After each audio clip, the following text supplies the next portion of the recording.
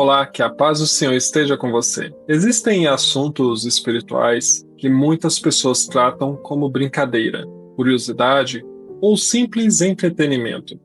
Práticas ocultistas, invocações, consultas espirituais, rituais, superstições e tentativas de entrar em contato com forças desconhecidas são frequentemente apresentadas como algo inofensivo. Entretanto, a Bíblia nos ensina que o mundo espiritual é real e que não devemos procurar direção, proteção ou poder fora de Deus.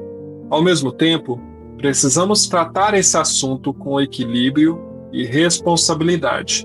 Nem todo sofrimento emocional, doença, pensamento perturbador ou comportamento incomum significa atuação demoníaca. Existem situações que exigem acompanhamento médico, psicológico ou psiquiátrico, e buscar esse auxílio não representa falta de fé. A mensagem bíblica não nos chama à paranoia nem ao medo constante. Ela nos chama à vigilância, ao discernimento e principalmente à confiança em Jesus Cristo. Em Mateus capítulo 8, verso 31 ao 32, encontramos o relato de homens que estavam sob uma terrível opressão espiritual. Os demônios reconheceram a autoridade de Jesus e pediram permissão para entrar em uma manada de porcos. Cristo ordenou que saíssem e eles tiveram de obedecer. Essa passagem revela uma verdade fundamental. As trevas são reais, mas não são soberanas. Jesus Cristo possui autoridade absoluta sobre todo o poder espiritual. Nenhuma força das trevas está acima do Filho de Deus. Nenhum demônio pode resistir à autoridade de Cristo. Nenhuma corrente é forte demais para aquele que veio libertar os cativos. Nenhuma pessoa está além do alcance da graça e do poder do Senhor. O texto de Mateus nos mostra que aqueles homens viviam em uma condição de sofrimento, isolamento e destruição. Eram temidos pelas pessoas e representavam perigo para quem passava pelo lugar. A região inteira havia sido afetada por aquela situação. Mas quando Jesus chegou, as trevas imediatamente reconheceram quem estava diante delas. Muitas pessoas ainda não compreendiam plenamente a identidade de Cristo, mas os espíritos malignos sabiam que ele era o Filho de Deus. Isso não significa que reconhecer a identidade de Jesus seja o mesmo que possuir fé salvadora. Os demônios sabiam quem ele era, mas não o amavam, não se arrependiam e nem desejavam obedecê-lo voluntariamente. A fé verdadeira não consiste apenas em saber que Jesus existe.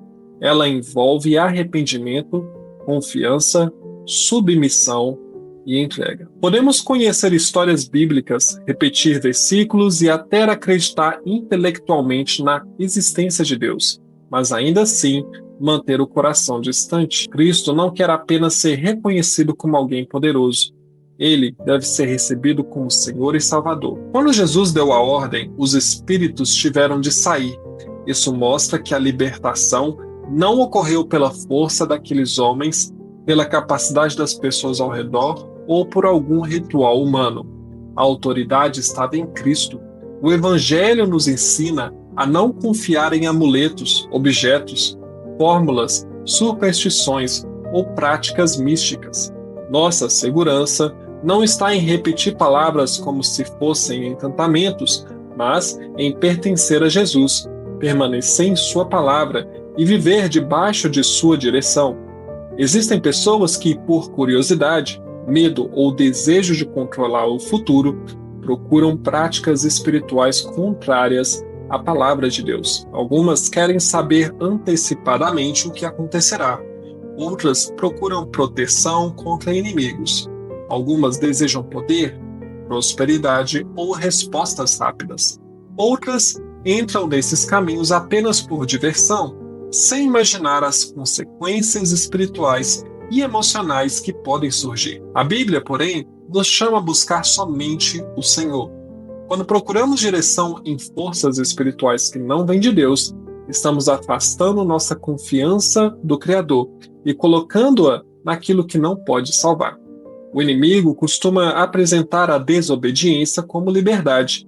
Ele promete conhecimento, controle, prazer ou poder, mas seu caminho conduz à escravidão. Foi assim desde o princípio. No Jardim do Éden, a serpente apresentou a desobediência como uma oportunidade de crescimento e autonomia. Adão e Eva, porém, não encontraram liberdade, encontraram culpa, vergonha, medo e separação de Deus. O pecado continua fazendo promessas que não pode cumprir. Promete prazer, mas produz vazio. Promete controle, mas gera dependência. Promete liberdade, mas aprisiona. Promete luz, mas conduz às trevas. Jesus faz o contrário. Ele revela a verdade, perdoa o pecado, restaura a comunhão com Deus e conduz para a vida. Cristo não veio apenas para demonstrar poder sobre espíritos malignos. Ele veio para derrotar a raiz da nossa escravidão, o pecado. Na cruz, Jesus recebeu sobre si o julgamento que os pecadores mereciam. Ele morreu, foi sepultado e ressuscitou por meio de sua vitória. Todos os que se arrependem e creem podem receber perdão, reconciliação e uma nova vida. A maior libertação de que precisamos é a libertação da condenação do pecado. Uma pessoa pode nunca ter se envolvido em práticas ocultistas e ainda assim estar espiritualmente distante de Deus. Pode ser respeitada, religiosa e admirada, mas continuar escravizada pelo orgulho, pela mentira, pela avareza, pela impureza, pelo ressentimento ou pela incredulidade. As trevas não aparecem apenas em manifestações extraordinárias, elas também se revelam em tudo aquilo que se opõe ao caráter e à vontade de Deus. Por isso, nossa resposta à mensagem não deve ser apenas sentir medo de certas práticas. Precisamos examinar todo o coração. Existe alguma área de sua vida que você ainda não entregou ao Senhor? Existe algum hábito que controla suas decisões? Existe alguma prática espiritual incompatível com a palavra de Deus? Existe algum objeto, ritual ou crença em que você confia mais do que em Cristo? Existe algum pecado escondido que você continua alimentando? Jesus não nos chama para esconder essas coisas, ele nos chama ao arrependimento, à verdade e à liberdade. A leitura indicada de hoje é Romanos, capítulo 13. À primeira vista, esse capítulo pode parecer distante do relato de Mateus 8, mas existe uma ligação profunda entre as duas passagens. Romanos 13 começa falando sobre as autoridades governamentais. Paulo ensina que a sociedade precisa de ordem e que as autoridades possuem responsabilidade diante de Deus. O cristão é chamado a respeitar as leis, agir com honestidade, pagar o que deve e viver de maneira responsável. Isso não significa que todo governante sempre age corretamente, nem que devemos obedecer às ordens que nos obrigam a pecar contra Deus. A própria Bíblia mostra servos do Senhor recusando ordens injustas quando elas contrariavam diretamente a vontade divina. Ainda assim, a regra geral do cristão não é a rebeldia, a desordem ou desprezo. Devemos procurar viver com respeito, responsabilidade e consciência limpa. Isso também faz parte de uma vida que saiu das trevas e passou a andar na luz. Uma pessoa transformada por Cristo não deve usar a fé como desculpa para agir de maneira desonesta, agressiva ou irresponsável. Ela deve refletir o caráter de Jesus em sua família, em seu trabalho e em suas obrigações e na maneira como trata a sociedade.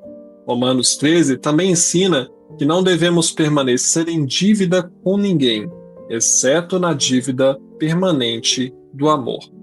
Paulo explica que o amor não pratica o mal contra o próximo e, por isso, cumpre o propósito da lei. Essa verdade é muito importante porque a vida cristã não se resume a evitar determinadas práticas espirituais. Ela precisa ser marcada pelo amor. Não adianta declarar oposição às trevas e continuar alimentando o ódio. Não adianta falar sobre libertação e permanecer preso ao ressentimento. Não adianta condenar práticas erradas e tratar as pessoas com crueldade. Não adianta afirmar que pertence a Cristo enquanto vive deliberadamente prejudicando o próximo. O amor cristão não é apenas sentimento, ele se manifesta em atitudes. Amar é tratar as pessoas com dignidade, é dizer a verdade sem destruir, é ajudar quem precisa, é perdoar sem chamar o mal de bem, é corrigir com humildade, é recusar a vingança, é desejar que outros também conheçam a graça de Deus. Paulo continua dizendo que chegou a hora de despertarmos do sono espiritual. Essa parte de Romanos, capítulo 13, se conecta diretamente ao tema das trevas e da luz.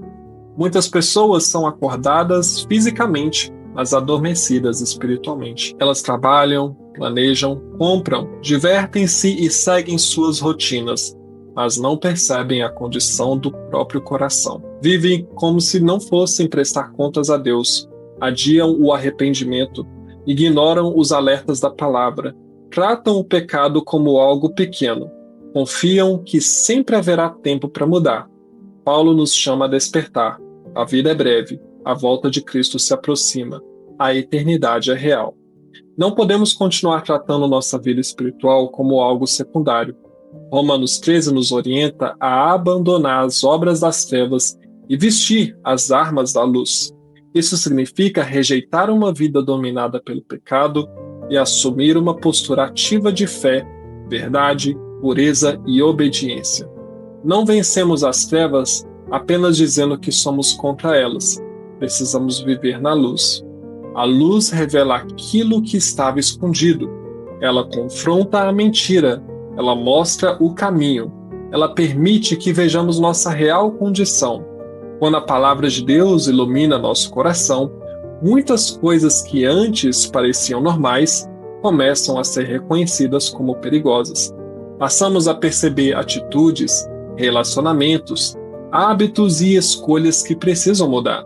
Esse processo pode ser desconfortável, mas é uma demonstração da misericórdia de Deus.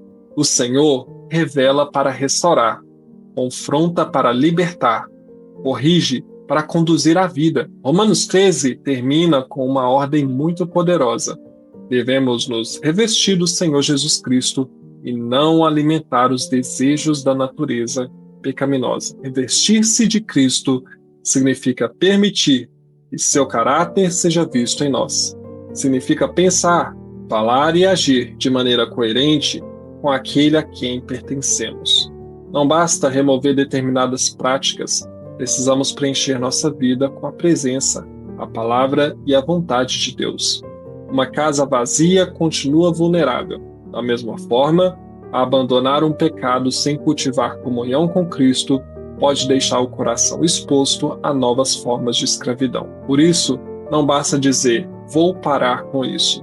Precisamos dizer, vou buscar Jesus, conhecer sua palavra, permanecer em oração e caminhar em comunhão com pessoas que também desejam obedecer a Deus.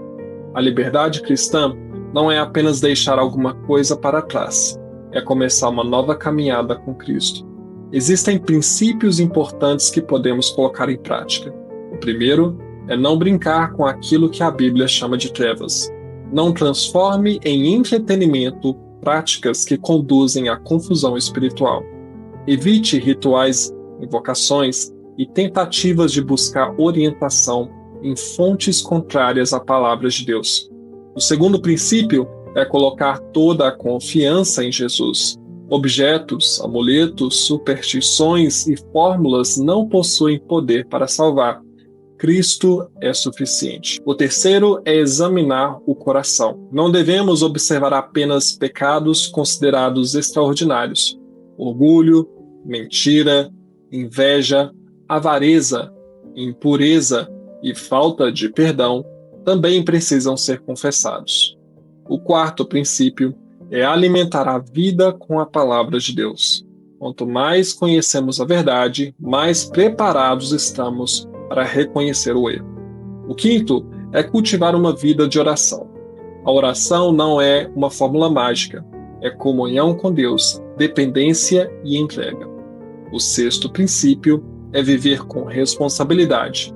Romanos 13 nos ensina a cumprir nossos deveres, respeitar as autoridades e manter uma consciência honesta diante de Deus e das pessoas. O sétimo é amar o próximo. Quem anda na luz não deve viver espalhando medo, ódio ou acusações sem fundamento. Deve anunciar a verdade com compaixão. O oitavo princípio é abandonar as obras das trevas. Não negocie com pecados que Deus já lhe mostrou que precisam ser deixados. O nono é revestir-se de Cristo diariamente.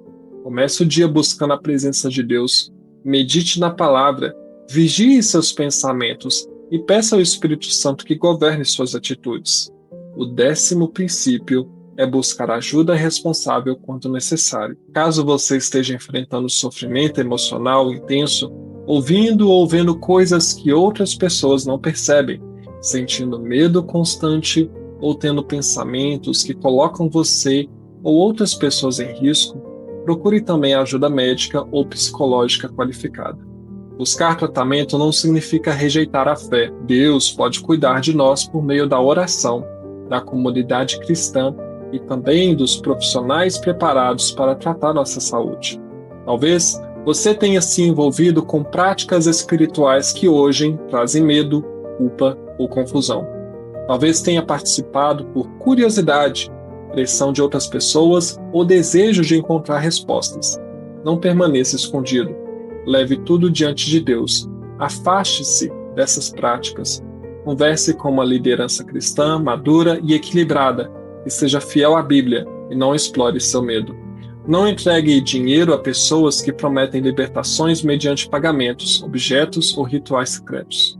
A graça de Deus não está à venda. A autoridade pertence a Jesus. Talvez sua prisão não esteja relacionada a práticas ocultistas, mas a algum pecado que domina sua vida. Jesus também chama você para a liberdade.